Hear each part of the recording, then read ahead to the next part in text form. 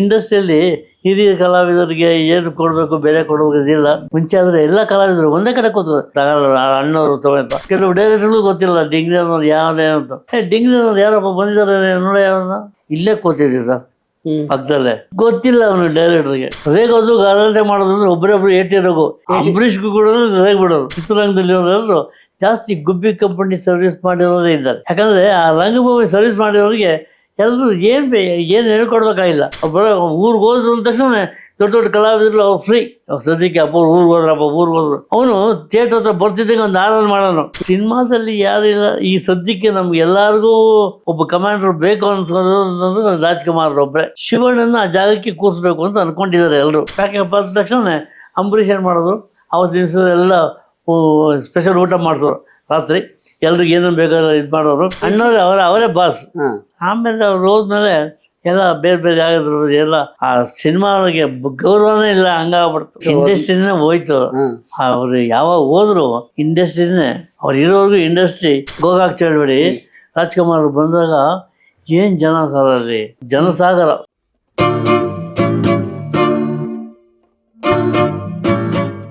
ಇದ್ರಲ್ಲಿ 4 ಟ್ಯಾಬ್ಲೆಟ್ಸ್ ಇದೆ. ಈಗೊಂದು ರಾತ್ರಿ ಒಂದು, ನಾಳೆ ಬೆಳಿಗ್ಗೆ ಒಂದು, ಮಧ್ಯಾಹ್ನ ಒಂದು ತಗೋಬೇಕು.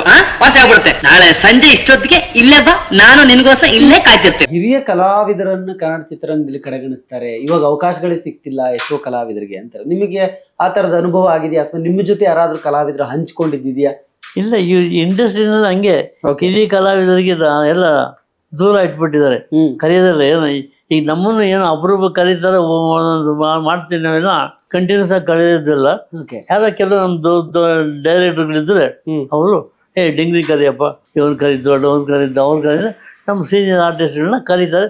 ಒಂದೊಂದು ದಿವಸ 2 ದಿವಸ ಚಾನ್ಸ್ ಕೊಡ್ತಾರೆ ಅಷ್ಟೇನಾ, ಇನ್ನೇನಿಲ್ಲ. ಇದು ಯಾಕೆ ಕೊಡೋದಿಲ್ಲ? ಯಾಕೆ ಜನರಿಗೆ ಬೇಕಾಗಿಲ್ಲ. ಇಂಡಸ್ಟ್ರಿಯಲ್ಲಿ ಹಿರಿಯ ಕಲಾವಿದರಿಗೆ ಏನು ಕೊಡಬೇಕು ಬೇರೆ ಕೊಡೋದಿಲ್ಲ, ಆ ಗೌರವ ಇಲ್ಲ. ಈಗ ನಾನೇ ಇಂಡಸ್ಟ್ರಿ ಶೂಟಿಂಗ್ ಹೋದ್ರೆ ಅಲ್ಲಿ ಯಾರು ಕಾಣೋದಿಲ್ಲ ಆರ್ಟಿಸ್ಟು. ಎಲ್ಲ ಹೋಗಿ ಕಾರಣ ಅಂದ್ರೆ ಕೂತಿರ್ತಾರೆ. ನನಗೆ ಹೇಳ್ತಾರೆ, ಹೋಗಿ ಸರ್ ಅಲ್ಲಿ ಕೂತ್ಕೊಳ್ಳಿಕ್ಕೆ ಯಾರು ಬರ್ತಾರೆ. ನಮಗೆ ಇವ್ರ ಜೊತೆ ಅಭ್ಯಾಸ ಆಗೋಗ್ಬಿಟ್ಟಿದೆ ಮಾತಾಡ್ಕೊಂಡು. ಟೆಕ್ನಿಷಿಯನ್ ಅವರು ಇವರೆಲ್ಲ, ನಾನು ಇಲ್ಲೇ ಇರ್ತೀನಿ. ಅದು ಜಾಗ ಇದು. ಈಗ ಒಬ್ಬ ಆರ್ಟಿಸ್ಟ್ ಬಂದ್ರೆ, ಈಗ ನಾವು ದೊಡ್ಡ ಆರ್ಟಿಸ್ಟ್ ಸೀನಿಯರ್ ಅಂತ ಬಂದ ತಕ್ಷಣ ನೋಡೋದಿಲ್ಲ, ಹಲೋ ಹಿಂಗಂತಾರೆ, ಹೋಗ್ತಾರೆ. ಹೌದಲ್ವಾ? ಮಾತಾಡ್ಸೋದೇ ಇಲ್ಲ, ಬೇಡ ಅವ್ರಿಷ್ಟ. ಮಾತಾಡ್ತಾರೆ ಬಿಟ್ಟು ನಮ್ಮ ಪಾಡು ನಾವಂತೂ ಎಲ್ಲ ಟೆಕ್ನಿಷಿಯನ್ಸ್ಗೆ, ಡೈರೆಕ್ಟರ್ಗೆ ಎಲ್ಲ ಕೋಆಪರೇಟಿವ್ ಆಗಿ ಜೊತೆಗೆ ಇರ್ತೀವಿ. ನೀವು ನೋಡಿದ ಚಿತ್ರರಂಗಕ್ಕೂ ಇವತ್ತಿನ ಚಿತ್ರರಂಗಕ್ಕೂ ಬಹಳ ವ್ಯತ್ಯಾಸ, ಬಹಳ ಅಜಗಜ. ರಾ ಸ್ಟಾಕ್ ಎಲ್ಲರಿಗೂ ಇತ್ತು. ರಾ ಸ್ಟಾಕ್ ಇರೋವರೆಗೂ ಇಂಡಸ್ಟ್ರಿ ಬಹಳ ಚೆನ್ನಾಗಿತ್ತು. ಅಂದ್ರೆ ಆ ಶೂಟಿಂಗ್ ಮಾಡೋದು, ಇದೆಲ್ಲ ಸೌಂಡ್ ಗೀಂಡ್ ಇದೆಲ್ಲ ಪ್ರೋಸೆಸ್ ಎಲ್ಲ ಇತ್ತಲ್ಲ, ಆವಾಗ ಇದು ಚೆನ್ನಾಗಿತ್ತು. ರಾ ಸ್ಟಾಕ್ ಹೋಗ್ಬಿಟ್ಟು ಎಲ್ಲ ಡಿಜಿಟಲ್ ಯಾವಾಗ ಬಂದ್ಬಿಡ್ತು, ಕರೆಕ್ಟ್ ಎಲ್ಲ ಮಾಡ್ತೈತಿ. ಎಲ್ಲ ಅವರ ಯಾವಾಗ ಬರ್ತಾನೆ, ಎಲ್ಲೋ ಹೋಗ್ತಾನೆ, ಯಾರು ಅಂತ ಗೊತ್ತಾಗೋದಿಲ್ಲ. ಇಂಡಸ್ಟ್ರಿ ಅಷ್ಟರ ಮಟ್ಟಿಗೆ ಚೇಂಜ್ ಆಗೋಗ್ಬಿಟ್ಟಿದೆ. ಮುಂಚೆ ಆದ್ರೆ ಎಲ್ಲ ಕಲಾವಿದರು ಒಂದೇ ಕಡೆ ಕೂತರು. ಔಟ್ಡೋರ್ ಹೋಗ್ಬಿಟ್ರೆ ಎಲ್ಲರೂ ಒಂದು ಕಡೆ ಮಾತಾಡ್ತಾರೆ, ತಮಾಷೆ ಕೂತ್ಕೊಂಡು ತಗೊಳ್ಳ ಅಣ್ಣವರು ತಗೊಂತ. ಬೇರೆ ನಾವು ಮುಸ್ಲಿಕ್ಕೆ ಎಷ್ಟು ಬಿಡ್ತೀವಿ, ನಾವೆಲ್ಲ ಎದ್ಕೊಂಡು ಕಾಡು ಸರ್ತಾ ಕೂತ್ಕೊಳ್ತಿರೋದು, ಸರ್ಪಂಚ ರಂಗಾಯಲ್ಲ. ಹೀಗೆ ಅದು ಟೈಮ್ ಪಾಸ್ ಮಾಡ್ತಾ ಇದ್ದು ಅಲ್ಲಿ. ಹಾಗೆ ಎಲ್ಲ ಒಟ್ಟಿಗೆ ಕಂಪ್ನಿ ಇರ್ತಿತ್ತು, ಒಂದು ಕುಟುಂಬದವ್ರ ಥರ ಇರ್ತಿದ್ದು. ಈಗ ಯಾರು ಬರ್ತಾರೆ, ಎಲ್ಲಿ ಹೋಗ್ತಾರೆ, ನಮ್ಮನ್ನು ಯಾರು ಅನ್ನಲ್ಲ. ಡೈರೆಕ್ಟರ್ ಅಷ್ಟೇ, ಸರ್ ನೀವು ಡ್ರೆಸ್ ಹಾಕೋಬೇಕಂತೆ ಬಂದ್ಬಿಡ್ಬೇಕಂತೆ. ಕೆಲವು ಡೈರೆಕ್ಟರ್ಗಳು ಗೊತ್ತಿಲ್ಲ ಡಿಂಗ್ರಿ ಅನ್ನೋದು ಯಾವ್ದೇನಂತ. ಒಂದ್ಸತಿ ಸಕಲೇಶ್ಪುರ ಶೂಟಿಂಗ್ ಹೋಗಿದ್ದು, ದೇವರಾಜ್ ಅವ್ರ ಮಗನ ಪಿಕ್ಚರ್. ನಾನು ಇಲ್ಲಿ ಕರ್ಸೋದು, ನಾನು 2 ದಿವಸ ಡೇಟ್ ಅದು 2 ದಿವಸ ಆಯಿತು. ಹೋದೆ ಸಕಲೇಶ್ಪುರ ಕೇಳಿದೆ. ಸಕಲೇಶ್ಪುರ ಕೂತ್ಕೊಂಡು ಬೆಳಗ್ಗೆ ಅವನು ಯಾವ ಡೈರೆಕ್ಟರ್ ಬಂದಾರೆ ಎಲ್ಲ, ಡಿಂಗ್ರಿ ಅನ್ನೋದು ಯಾರಪ್ಪ ಬಂದಿದ್ದಾರೆ ನೋಡಿ, ಅವನ್ನ ಇಲ್ಲೇ ಕೂತಿದ್ದೆ ಸರ್ ಪಕ್ಕದಲ್ಲೇ. ಗೊತ್ತಿಲ್ಲ ಅವನು ಡೈರೆಕ್ಟರ್ಗೆ. ಆಮೇಲೆ ಅವ್ರು ಲೇಡಿ ಆರ್ಟಿಸ್ಟ್ ಎಲ್ಲ ಕೂತರು. ಇಲ್ಲೇ ಕೂತರು ನೋಡಿದ್ರು ಡಿಂಗ್ರಿ. ನೀವೇನೋ ಸಾರಿ ಹೋಗಿ ಕರ್ಕೊಂಡು ಶೂಟಿಂಗ್ ಅಂತ. ಅಲ್ಲೇನೋ ಗಲಾಟೆ, ಅವಕಾಶ ಕೊಡಲಿಲ್ಲ. ಕೊನೆಗೆ ಇನ್ನೊಂದು ಕಡೆ ಹೋದ್ರು, ಯಾವ್ದು ದೇವಸ್ಥಾನಕ್ಕೆ. ಯಾವ್ದು ಪೂಜಾರಿ ಥರ ಮಾಡಿದ್ರು. ಲಾಂಗ್ ಶಾರ್ಟ್ನಲ್ಲಿ ಇರ್ತೀನಿ ಪೂಜಾರಿ. ನಂದು ಏನು ಲೆಕ್ಕಕ್ಕೆ ಇಲ್ಲ, ಬರೀ ಪೂಜೆ ಮಾಡ್ಕೊಂಡಿರ್ತೀನಿ. ಇವರೆಲ್ಲ ಮುಂದೆ ದೊಡ್ಡಣ್ಣ ಗಿಡ್ಡಣ್ಣ ಇವರೆಲ್ಲ ಇಲ್ಲಿರ್ತಾರೆ. ದೊಡ್ಡಣ್ಣ ಡಿಂಗ್ರಿ ಕರ್ಸಿದ್ರು, ಅಲ್ಲಿ ನಿಲ್ಲಿಸಿದ್ರು. ಬರುತ್ತೆ. ಕೊನೆ ಸಾಯಂಕಾಲ ಯಾಕ ಬಂದ್ರೆ ಹೋಗ್ಬೋದು ಊರು ಬೆಂಗಳೂರಿಗೆ ಅಂತಂದ್ರು. ಕಲಾವಿದ್ರ ಬಗ್ಗೆ ಗೊತ್ತೇ ಇರಲ್ಲ. ಇವಾಗ ಹೊಸದಾಗಿ ಡೈರೆಕ್ಟರ್ ಬರ್ತಾರಲ್ಲ, ಯಾರು ಏನು ಎತ್ತಂತ ಗೊತ್ತಿಲ್ಲ. ಎಲ್ಲೋ ಕೆಲವರು ಬೆರಳೆಣಿಗೆ ಅಷ್ಟೇ ಅವ್ರಿಗೆ ಗೊತ್ತಿರೋದು, ಮಿಕ್ದವ್ರು ಯಾರು ಅವ್ರಿಗೆ ಗೊತ್ತಿಲ್ಲ. ಪರಿಚಯ ಮಾಡಿಸ್ಬೇಕು. ಪ್ರೊಡಕ್ಷನ್ ಮ್ಯಾನೇಜರು, ಅಸಿಸ್ಟೆಂಟ್ ಡೈರೆಕ್ಟರ್ಸ್ ಇವರೆಲ್ಲ ಅವ್ರು ಅದನ್ನು ಇವ್ರು ಮಾಡೋದು. ಇವ್ರ ಪಾಡಿಗೆ ಅವ್ರ ಕೆಲಸ ಮಾಡ್ಕೊಂಡು ಕೂತಿರ್ತಾರೆ. ನಾವು ಅದ್ರ ಬಗ್ಗೆ ತಲೆ ಕೆಡ್ಸ್ಕೊಳಕ್ ಹೋದ್ರೆ ಬಂದಿದ್ದೀವಿ, ಹೆಣವರ ಹಿಂದಾದ್ರೂ ಮುಂದೆ ಅಷ್ಟೇ. ಎಲ್ಲ ಗುಂಡ ಅಂದ್ರೆ ಉಂಡೋರಷ್ಟು ಜನ ಯಾಕೆ ಕೇಳಬೇಕು ನಾವು. ಹೌದು. ಬಟ್ ನೀವಾದ್ರೆ ಅವತ್ತಿನ ಕಾಲಕ್ಕೆ ಬಹಳ ದೊಡ್ಡ ದೊಡ್ಡ ಡೈರೆಕ್ಟರ್ ಜೊತೆ ಕೆಲಸ ಮಾಡಿದಿರಿ. KV ಜಯರಾಮ್ ಅವ್ರು ಇರ್ಬೋದು, D ರಾಜೇಂದ್ರ ಬಾಬು, ರಾಜೇಂದ್ರ ಸಿಂಗ್ ಬಾಬು, ಅವ್ರಿಗಿಂತ ಮುಂಚೆನೂ ದೊಡ್ಡ ದೊಡ್ಡ ನಿರ್ದೇಶಕರ ಜೊತೆ ಕೆಲಸ ಮಾಡಿದ್ರು. ಸೋಮಶೇಖರ್ ಅವರು, AT ರಘು ಅವರು, ಗೀತಪ್ರಿಯ ಅವರು, ಎಲ್ಲ ದೊಡ್ಡ ದೊಡ್ಡ ಡೈರೆಕ್ಟರ್ಸ್ ಅವರು. ಜನ ಆರ್ಟಿಸ್ಟ್ ಎಷ್ಟು ಜನ ಮಾತಾಡ್ಸೋರು ಅಂತಂದ್ರೆ ರೇಗೋದು ಗಲಾಟೆ ಮಾಡೋದು ಅಂದ್ರೆ ಒಬ್ಬರೊಬ್ರು AT ರಘು. ಇನ್ನು ಮಿಗ್ದಿ ಯಾವ ಡೈರೆಕ್ಟರ್ ಕೂಡ ಸೆಟ್ ನಲ್ಲಿ ಕಿರ್ಚಾಡೋದು ಗಲಾಟೆ ಮಾಡೋದು ಏನಿಲ್ಲ. ಅವರೊಬ್ರೆ ಅಂಬರೀಷ್ಗೂ ಕೂಡ ರೇಗ್ಬಿಡೋರು. ಕರೆಕ್ಟ್, ಅದು ಕೇಳಿದೀನಿ. ಹಂಗಿದ್ರು ಡೈರೆಕ್ಟರ್. ಇನ್ಪಿಕ್ಕಿ ಬೇರೆ ಯಾರು ಏನಿಲ್ಲ. ಸೋಮಶೇಖರ್ ಅವರು ಎಲ್ಲ ಕ್ಲೋಸ್. ಬಾರಮಂಡಿಗೆ ಕಾಡ್ಸಾಡ್ತಾ ಕೂತ್ರು. ಅದು ಶಾರ್ಟ್ ಲೇಟ್ ಆಯ್ತು ಅಂದ್ರೆ ಆಗಲೇ ಒಂದು ಟೇಬಲ್ ರೆಡಿ ಇರೋದು. ಕಾಡ್ಸಾಡ್ತಾ ಕೂತ್ಕೊಳ್ಳೋದು ನಾನು, ಅಂಬರೀಷ್ ಅವರು, ಇವರು. ಹೀಗೆ ಆ ಕಾರ್ಡ್ಸ್ ಅಂದ್ರೆ ಅಷ್ಟು ಪ್ರೀತಿ ಟೈಮಿಂಗ್ ಪಾಸ್ ಆಗ್ತಾ ಇತ್ತು. ಎಲ್ಲ ಡೈರೆಕ್ಟರ್ ಬಹಳ ಕ್ಲೋಸ್ ಆಗಿ ಇರ್ತಾ ಇದ್ರು. ಈಗ ಫುಲ್ ಚೇಂಜ್ ಆಗೋಗಿದೆ. ಯಾವ ಡೈರೆಕ್ಟರ್ ಜೊತೆ ನೀವು ಹೆಚ್ಚು ಸಿನಿಮಾ ಮಾಡಿದ್ರಿ? ನಾನು ಇದು ಬೋಯಿನ್ ಸುಬ್ಬರಾವ್ ಅಂತ ಅಬ್ಬಯ್ಯನಾಡು ಅವ್ರ ಪಿಕ್ಚರ್ ಮಾಡೋದು, ಒಳ್ಳೆ ಪಿಕ್ಚರು. ಅವ್ರ ಪಿಕ್ಚರಲ್ಲೆಲ್ಲ ಮಾಡಿದ್ದೆ ಜಾಸ್ತಿ. ಬೋಯಿನ್ ಸುಬ್ಬರ ಇಲ್ಲ, ಅವರು ತೀರೋದ್ರು. ಅವರಿಲ್ಲ. AT ರಘು ಅವ್ರದ್ದು ಎಷ್ಟು ಸಿನಿಮಾ ಮಾಡಿದ್ರಿ? AT ರಘು ಒಂದು 3-4 ಪಿಕ್ಚರ್ ಮಾಡಿದ್ದೆ ಅಂಬರೀಷ್ ಜೊತೆಗೆ. KV ಜಯರಾಮ್ ಒಂದು 7-8 ಪಿಕ್ಚರ್ ಮಾಡಿದ್ದೇನೆ. ಒಬ್ಬರ ಜೊತೆ ನಡೀತಾ ಇತ್ತು, ನಡ್ಕೊಂಡು ಬರ್ತಾ ಇದೆ. KV ರಾಜು ಅವ್ರ ಜೊತೆನೂ ಮಾಡಿದ್ರಿ? KV ರಾಜು ಅವರು ನನ್ನ ಕ್ಲೋಸ್ ಫ್ರೆಂಡು. ಅವ್ರ ಪಿಕ್ಚರ್ ಒಂದ್ ಅವಕಾಶ ಕೊಡ್ಲಿಲ್ಲ ನನಗೆ. ಹೌದಾ? ಯಾಕಂದ್ರೆ KV ರಾಜು ಒಂದ್ಸತಿ ಕೇಳಿದೆ, ಏನ್ರಿ ದೊಡ್ಡ ಡೈರೆಕ್ಟರ್ಸ್ ಮಗನ್ ನನ್ಗೊಂದು ಚಾನ್ಸ್ ಕೊಡೋಕಿಲ್ವ ನಿಮ್ಗೆ? ನೀನ್ ಮಾಡೋಂತ ಕ್ಯಾರೆಕ್ಟರ್ ಮತ್ತು ಇಲ್ಲ ಕಣಯ್ಯ, ಇದ್ರೆ ನೀನ್ ಕರ್ಕೊಂಡ್ ಮಾಡಿಸ್ತೀವಿ ಅಂತಂದ್ರು. ಅವ್ರ ಸ್ಟೈಲೇ ಬೇರೆ. ಅವ್ರ ಸ್ಟೈಲ್ ಬಟ್ ಭಾರಿ ಕ್ಲೋಸ್. ನಾವು ಅವರಿಬ್ರು ಕುತ್ಕೊಂಡು ಕಾರ್ಡ್ಸ್ ಆಡೋದು, ಎಲ್ಲ ಪಾರ್ಟಿ ಗೀಟಿ ಮಾಡೋದು. ಲೋಕೇಶ್ ಅವ್ರ ಜೊತೆ ಹೇಗಿತ್ತು ನಿಮ್ಮ ಒಡನಾಟ? ಯಾಕಂದ್ರೆ ಫಸ್ಟ್ ಸಿನಿಮಾ ಲೋಕೇಶ್ ಅವ್ರದ್ದು ಪ್ರಸಂಗದ ಗೆಂಡೆ ತಿಮ್ಮ. ಲೋಕೇಶ್ ಅವ್ರ ಪಾಪ ಅವ್ರ ತಂದೆಯವ್ರ ಕಾಲದಿಂದ ನಿಮ್ಗೆ ಒಡನಾಟ. ಸುಬ್ಬಯ್ಯ ನಾಯ್ಡು ಅವರು ಬಹಳ ನೈಸ್ ಜೆಂಟ್ಲ್ಮನ್ ಅವರು. ಒಬ್ಬರಿಗೆ ಹರ್ಟ್ ಮಾಡ್ಬೇಕು ಅನ್ನೋದು ಏನಿರಲಿಲ್ಲ. ಎಲ್ಲರನ್ನ ಪ್ರೀತಿ ವಿಶ್ವಾಸದಿಂದ ಮಾತಾಡೋರು. ಕೊನೆವರೆಗೂ ಅವರು ನಮಗೆ ಬಹಳ ಕ್ಲೋಸ್ ಆಗಿ ಇರ್ತಿದ್ರು. ಅವ್ರ ಹೆಂಡತಿ ಶ್ರೀಮತಿ ಗಿರಿಜಾ ಲೋಕೇಶ್ ಅವರು ನಮ್ಗೆ ಭಾರಿ ಕ್ಲೋಸ್. ಅವ್ರನ್ನ ನಾನು ಫಸ್ಟ್ ನಾವು ಹಿರಣ್ಯ ಮಂಡಳಿ ಇದ್ದಾಗ ನಾಟಕ ಕರ್ಕೊಂಡು ಪಾರ್ಟ್ ಗೇಟ್ ಮಾಡಿಸ್ತಾ ಇದ್ದೆ, ಅಮೆಚೂರ್ ನಾಟಕದಲ್ಲಿ. ಅಲ್ಲಿಂದ ನಮ್ಗೆ ಪರಿಚಯ ಅವರು ಗಿರಿಜಾ ಲೋಕೇಶ್. ಈಗ ನಮ್ಮನ್ನ ಚೆನ್ನಾಗಿ ಮಾತಾಡ್ತಾರೆ. ಅವ್ರ ಮಗನೂ ಚೆನ್ನಾಗಿ ಮಾತಾಡ್ತಾರೆ, ಸೃಜನ್ ಲೋಕೇಶ್. ಇನ್ನು ಬಹಳ ಹಿರಿಯ ಕಲಾವಿದರು. ಈಗ ಫಾರ್ ಎಕ್ಸಾಂಪಲ್ ಲೀಲಾವತಿ ಅವರು ಕೂಡ ನಿಮ್ಗೆ ಐ ಥಿಂಕ್ ನಾಟಕ ಕಂಪನಿಯಿಂದಾನೇ ಗೊತ್ತು. ಎಲ್ಲರೂ ನಮ್ಮ ಜೊತೆ ಪಾಠ ಮಾಡೋರು, ನಾವು ಅವ್ರ ಜೊತೆ ಪಾಠ ಮಾಡ್ತಿದ್ದು. ಎಲ್ಲ ಹಿರಿಯ ಕಲಾವಿದರು. ಅವ್ರು ನಮ್ಗೆ ಬೆಲೆ ಕೊಡೋರು. ಅವಾಗ ತೂಗುದ್ದು ಶ್ರೀನಿವಾಸ್ ಅವರು, ಅವರು ಸುಂದರ್ ಕೃಷ್ಣಸ್, ದಿನೇಶ್, ಈ ಅಶೋಕ್ ಇದ್ರಲ್ಲಿ ಹೋಟ್ಲ್ ಹೈಲ್ಯಾಂಡ್ ಹೋಟ್ಲ್ ಸೇರ್ಕೊಂಡ್ರು. ನೋಡ್ಯ ವೆದ್ನಾಯ್ಡು, ಚಿನ್ನಾಯ್ಡು, ಇವರು ಅಶೋಕ, ನಾನು ಬಿಡ್ ನಾಯ್ಡು ಅನ್ನೋದು ನನಗೆ. ಯಾಕಂದ್ರೆ ಅಷ್ಟು ಕ್ಲೋಸ್ ಆಗಿ ಜೊತೆ ಕಾರ್ಡ್ಸ್ ಆಡ್ತಾ ಇದ್ದೆ, ಊಟ ಮಾಡ್ತಿದ್ದೆ, ಕುಡಿತಿದ್ದೆ, ಎಲ್ಲ ತಿಂತಾ ಇದ್ದು. ಚೆನ್ನಾಗಿ ಮಾತಾಡ್ಸೋ. ಎಲ್ಲ ಆರ್ಟಿಸ್ಟ್ಗಳು ಚೆನ್ನಾಗಿ ಮಾತಾಡ್ಸೋ.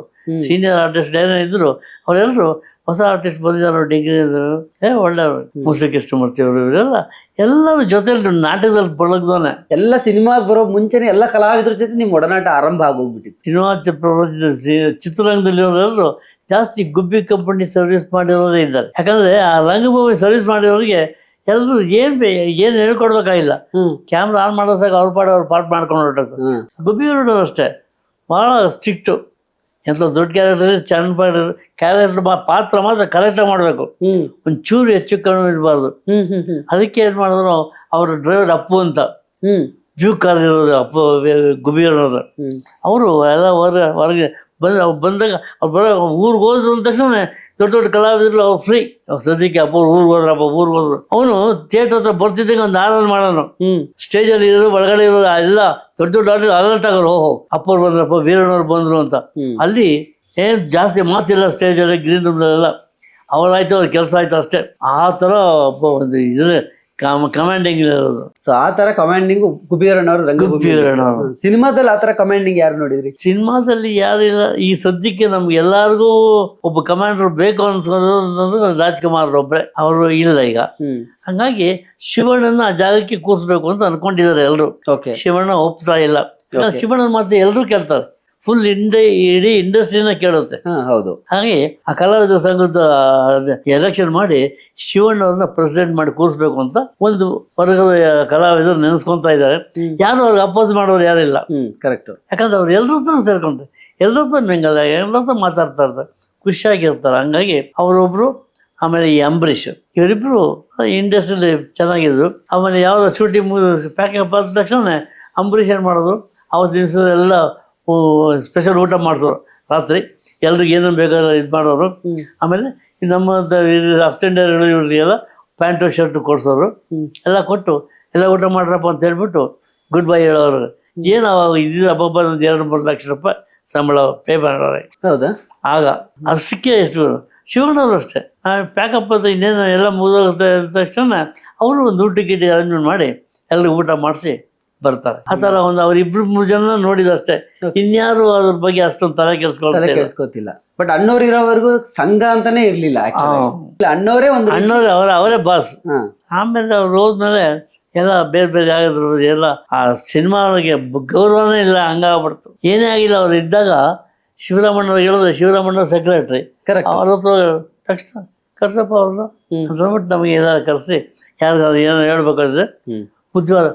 ಅವ್ರು ಯಾವೊಂದು ಹರಟಾಗಿ ಹಂಗೆ ಮಾತಾಡ್ತಿರಲಿಲ್ಲ, ನೈಸಲ್ಲೇ ಹೇಳೋರು. ಜೊತೆ ಯಾವುದೋ ಶೂಟಿಂಗು ನಡೀತಿತ್ತು, ಅವ್ರು ಕೂತಿದ್ದಾರೆ ಪಕ್ಕದಲ್ಲಿ, ಈ ಪ್ರೊಡಕ್ಷನ್ ಮ್ಯಾನೇಜರ್ ಎಲ್ಲ ಇದ್ದಾರೆ, ಅಸಿಸ್ಟೆಂಟ್ ಡೈರೆಕ್ಟ್ರು ಜೂನಿಯರ್ ಬರೀ ಈ ಕಡೆ ಬಾರ ಅಂತ ಕೂತಿದ್ರು ಅವರು. ಅಣ್ಣವರು ಎಲ್ಲ ಅನ್ಬೇಡ್ರಿ ಅವರಿಗೆ ಜೂನಿಯರ್ ಅಂತ, ಅವರಿಗೆ ಕೆಟ್ಟ ಹೆಸರು ಬರೋಂಗೆ, ಅವರಿಗೆ ನೋವಾಗುತ್ತೆ. ಸಹಕಾರವಿದ್ರಲ್ಲಿ ನಮ್ಮ ಜೊತೆ ವಾಟ್ ಮಾಡೋರು ಅವರು ಕೂಡ ಸಹಕಾರವಿದ್ರ ಜೂನಿಯರ್ ಅಂತ ಯಾಕೆ ಅವರಿಗೆ ಅವಮಾನ ಮಾಡ್ತೀರ ಅವರಿಂದ ಅವರಿಗೆ ಸಹಕಾರ ಅಂತ ಒಂದು ಮನೋಭಾವ. ಅವ್ರಿರೋವರೆಗೂ ಚಿತ್ರರಂಗಕ್ಕೆ ಒಂದು ವ್ಯಾಲ್ಯೂ ಇತ್ತು. ಅವ್ರು ಹೋದ್ಮೇಲೆ ಆ ಸ್ಥಾನಕ್ಕೆ ಯಾರು ಇಲ್ಲ ಅನ್ನೋ ತರ ಆಗೋಗಿದೆ. ಅವ್ರು ಹೋದ್ಮೇಲೆ ಕೆಲವು ವರ್ಷ ಅಂಬರೀಷ್ ಅವರು ಇದ್ರು, ಈಗ ಅಂಬರೀಷ್ ಇಂಡಸ್ಟ್ರಿನೇ ಹೋಯ್ತು. ಅವ್ರು ಯಾವಾಗ ಹೋದ್ರು ಇಂಡಸ್ಟ್ರಿನೇ, ಅವ್ರು ಇರೋವರೆಗೂ ಇಂಡಸ್ಟ್ರಿ ಏನೇ ಆದ್ರೂ ಕೂಡ ಅವರೊಬ್ರು ಇದ್ದಾರೆ ದೊಡ್ಡವರು, ಅವ್ರ ಹತ್ರ ಹೋಗಿ ನಾವು ಮಾತಾಡಿದ್ರೆ ಸಾಲ್ವ್ ಆಗುತ್ತೆ ಎಲ್ಲ. ಪ್ರೈವೇಟ್ ಅಂತ ಆರೋಗ್ಯದಲ್ಲಿ ಒಂದು ಮೀಟಿಂಗ್ ಆಯ್ತಲ್ಲ ಒಂದು ಕನ್ನಡ ಚಳವಳಿ, ಅಲ್ಲಿ ಬಂದರು ರಾಜ್ಕುಮಾರ್, ಗೋಕಾಕ್ ಚಳವಳಿ ರಾಜ್ಕುಮಾರ್ ಬಂದಾಗ ಏನ್ ಜನ ಸರ್ ಅಲ್ಲಿ ಜನಸಾಗರ. ಆವಾಗ ನಾನು ಅಲ್ಲೇ ಪಕ್ಕದಲ್ಲಿ ಆರೋಗ್ಯದಲ್ಲಿದ್ದೆ, ಇವರು ಆರೋಗ್ಯ ಬಂದಿದ್ರು. ನಾನು ಒಂದು ಹಳ್ಳಿ ನಮ್ಮ ನಾಟಕ ಟ್ರೂಪು ನಡೀತಿತ್ತು.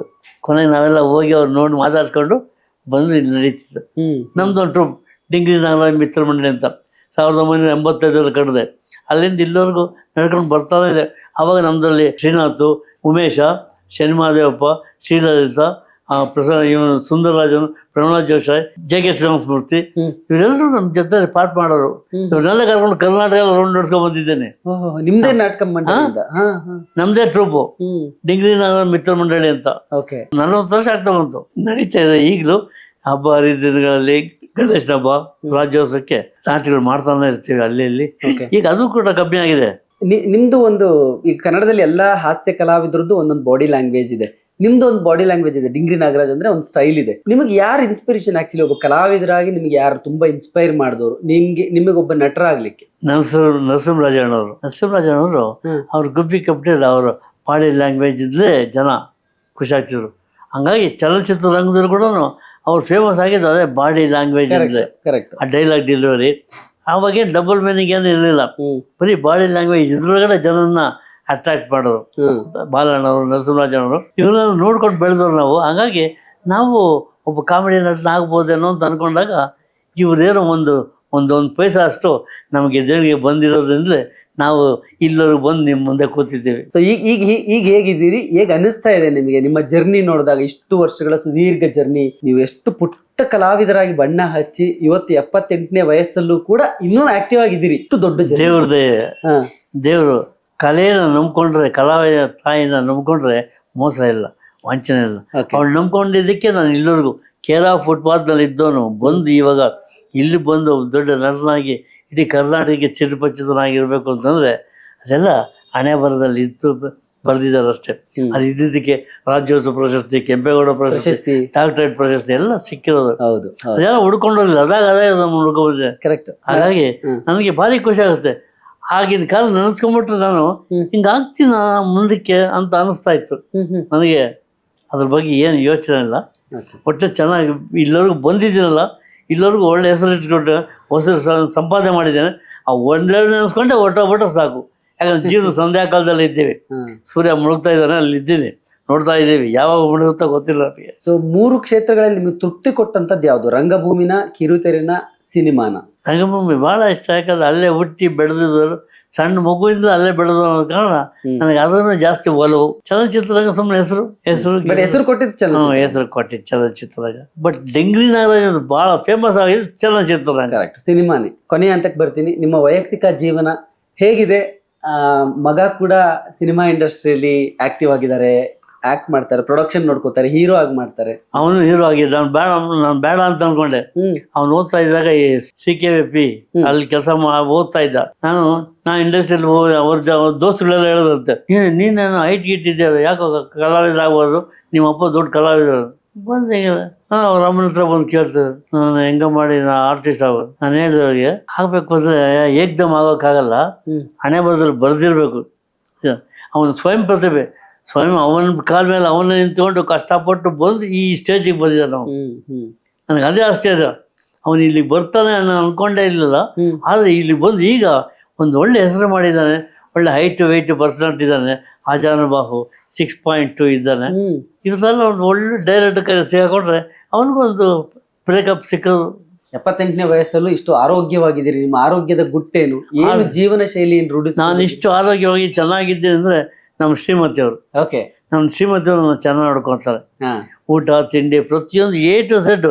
ನಾನು ಹೊರಗಡೆ ಹೋಗ್ಬೇಕಾದ್ರೆ ಇಂಥ ಬಟ್ಟೆನೇ ಹಾಕೊಂಡು ಹೋಗ್ಬೇಕು, ಮೀಟಿಂಗ್ ಹೋಗೋದು ಹಿಂಗೆ ಹೋಗ್ಬೇಕು, ಮಾಮೂಲಾಗಿ ಹಿಂಗೆ ಇರಬೇಕು, ಪ್ರತಿಯೊಂದನ್ನು ಅವಳು ಕ್ಲೀನಾಗಿ ಅಬ್ಸರ್ವ್ ಮಾಡ್ತಾರೆ. ತನ್ನ ಜೀವನ ನಮ್ಮ ಉಡುಪಾಗಿ ಇಟ್ಬಿಟ್ಟಿದ್ದಾಳೆ. ಹಾಗಾಗಿ ಅವಳು ಹೇಳಿದೆ ಅಂತ ಅವಳು ಏನು ಮಾಡುವಂತ ಅದು ಮಾಡ್ತೀವಿ, ಏನು ತಿನ್ನೋದು ತಿಂತೀವಿ ಅಷ್ಟೇ. ಅಷ್ಟು ನಮ್ಮನ್ನು ಅಷ್ಟು ಕಾಳಜಿಯಿಂದ ನೋಡ್ಕೊಳ್ತಿದ್ದಾಳೆ. ಅವ್ರಿಗೆ ದೇವರು ಆಯುರಾರೋಗ್ಯ ಐಶ್ವರ್ಯಭಾಗ್ಯ ಕೊಟ್ಟರೆ ಸಾಕು. ನಮ್ಮನ್ನೆಲ್ಲ ಕಳಿಸೋರು ನನ್ನನ್ನು ಅವ್ರ ತಂದೆಯವರು ಇದ್ದಾರೆ, 93 ವರ್ಷ ಪೆನ್ಷನ್ ಬರ್ತವೆ, 1,10,000 ಬರ್ತವೆ ಅವ್ರಿಗೆ. ತಾಯಿನೂ ಇದ್ದಾರೆ. ನಮ್ಮ ಆರೋಗ್ಯದ ಗುಟ್ಟು ಅವಳೇ. ಅವರು ಆರ್ಟಿಸ್ಟೇ, ನಮ್ಮ ಜೊತೆ ನಾಟಕದಲ್ಲೆಲ್ಲ ಪಾಠ ಮಾಡ್ತಾರೆ. ಡ್ರಾಮಾ ಕಂಪ್ನಿಯಿಂದ ಬಂದವಳು ಅವರು. ಅವ್ರ ಚಿಕ್ಕಪ್ಪ ಅವ್ರ ಚಿಕ್ಕಮ್ಮ ಎಲ್ಲ ದೊಡ್ಡ ದೊಡ್ಡ ಆರ್ಟಿಸ್ಟ್ಗಳೇ. ಕೊನೆಯದಾಗಿ ಏನು ಹೇಳ್ತೀರಿ ನಮ್ಮ ವೀಕ್ಷಕರಿಗೆ? ವೀಕ್ಷಕರಿಗೆ ಟಿಂಗ್ರಿ ನಾಗರಾಜನ ಅನಂತ ನಮಸ್ಕಾರಗಳು. ಇವತ್ತು ನನ್ನನ್ನು ನಿಮ್ಮ ಮುಂದೆ ಕರ್ಕೊಂಡು ನಿಲ್ಲಿಸಿದ್ದಕ್ಕೆ ಅಶೋಕ್ ಅವರು ಮತ್ತು ಕ್ಯಾಮ್ರಾಮನ್ ಇವರಿಗೆ ನಾನು ತುಂಬ ಥ್ಯಾಂಕ್ಸ್ ಹೇಳ್ತೀನಿ. ನಿಮಗೂ ಅಷ್ಟೇ ಪ್ರೀತಿಯಿಂದ ಹೇಳ್ತೀನಿ. ಕಣ್ ತುಂಬ ಕರುಣೆ ಇರಲಿ, ಮನ ತುಂಬ ಮಮತೆ ಇರಲಿ, ತುಟಿ ತುಂಬ ನಗು ಇರಲಿ. ನಿಮ್ಮೆಲ್ಲರ ನಗುವಿನಲ್ಲಿ ಡೆಂಗ್ರಿ ನಾಗರಾಜ್ ನೆನಪಿರಲಿ. ನಮಸ್ಕಾರ. ಹಾಯ್ ಎಲ್ರಿಗೂ ನಮಸ್ಕಾರ. ನಾನು ನಿಮ್ಮ ಅನುಷಾ ರೈ. ಸೊ ಇಲ್ಲಿ ನೋಡಿ, ಡೈಲಿ ಮಾಧ್ಯಮ ಈ ಒಂದು ಚಾನಲಲ್ಲಿ ನಿಮಗೆ ಎಂಟರ್ಟೈನ್ಮೆಂಟ್ ಎಲ್ಲ ವಿಷಯಗಳು ಸಿಗುತ್ತೆ. ಅದ್ರ ಜೊತೆಗೆ ನಿಮಗೆ ಗೊತ್ತಿಲ್ಲದೆ ಇರೋವಂಥ ಹೊಸ ಮಾಹಿತಿಗಳನ್ನು ಕೂಡ ಅವರು ಈ ಚಾನಲ್ನಲ್ಲಿ ಕೊಡ್ತಾ ಹೋಗ್ತಾರೆ. ನಿಮಗೆ ರಂಜಿಸೋದಕ್ಕೆ ಯಾವುದೇ ವಿಷಯದಲ್ಲೂ ಮೋಸ ಆಗಲ್ಲ. ದಯವಿಟ್ಟು ಡೈಲಿ ಮಾಧ್ಯಮ ಯೂಟ್ಯೂಬ್ ಚಾನಲ್ನ ಸಬ್ಸ್ಕ್ರೈಬ್ ಮಾಡಿ, ಸಪೋರ್ಟ್ ಮಾಡಿ ಅಂತ ನಾನು ಈ ಮೂಲಕ ಕೇಳ್ಕೊಳ್ತೀನಿ.